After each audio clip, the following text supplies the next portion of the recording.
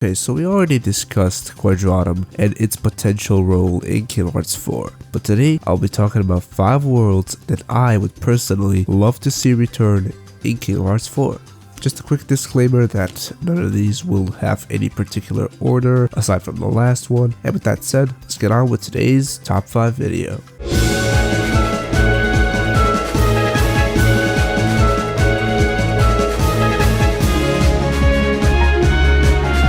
Now, with number 5, we have a world that I know a lot of people were disappointed that it was never explorable in KH3, and that is Destiny Islands. With Destiny Islands, I can't really say that I have high hopes for its return. However, would I love to see it? Hell yeah, I would, dude. Destiny Islands is the home world of our main trio. I'm just hoping that we will have some sort of reason to return to Destiny Islands. But I don't really mean like, oh, let's just have a couple cutscenes here. No. We saw that back in KH3. What I want in this here situation is I want to be able to experience the already well-known play area of Destiny Islands in KH4 graphics. I mean, just imagine how the main beach area would look, or the waterfall right next to the secret place. Like, god damn. Also, it would be cool to explore the sort of residential area that is briefly shown in KH2, but I think I'm asking for a bit too much at this point. Anyway, let's move on to the next world. Traverse Town is my next pick, and while I like the Dreamdrop Distance version of it, whenever I think of Traverse Town, the KH1 version is the one that pops up in my head. And even though there is really no particular reason I can think of for bringing it back in KH4, I would still love for the world to reappear. But the reason why I'd love it to see Traverse Town reappear in this game is really the calm and sort of welcoming atmosphere it has to the world. From the amazing first district, which is my favorite area of the world, to the awesomely chill and relaxing field theme that just has that sort of nice feeling of being home is probably the best way I can describe it.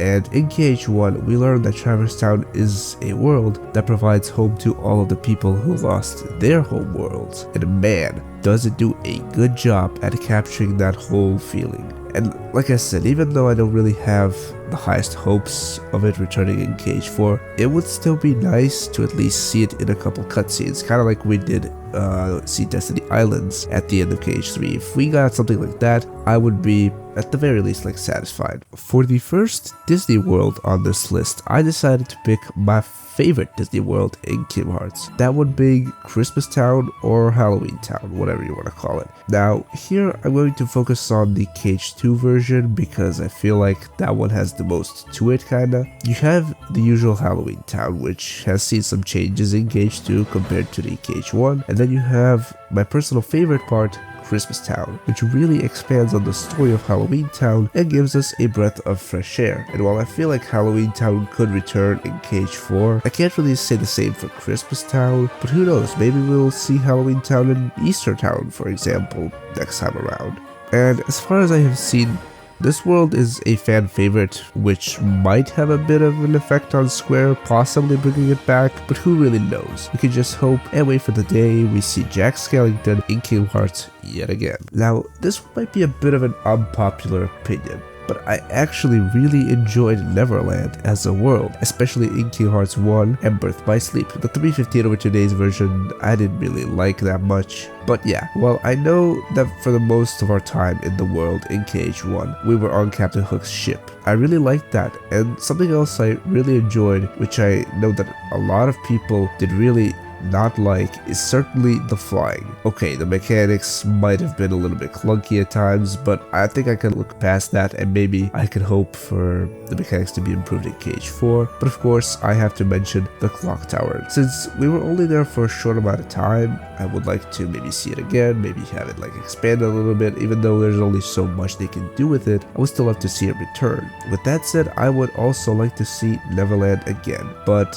I know this is going to be a little bit of a long shot. It would be really cool if we got to go to London maybe at some point during our stay in Neverland. And seeing that we haven't really seen much of the world, I feel like this would be a great opportunity for Square Enix to possibly bring it back. And finally, my personal favorite world in all of Kingdom Hearts is Twilight Town. I really want to visit Twilight Town again. That is just a fact. I would really love to see it again in Cage 4. And I believe that we might get to do that at some point. And maybe it will be just to check out on Roxas, Saxo, and the rest of the gang. Maybe we could see Little Chef again that we saw in Cage 3.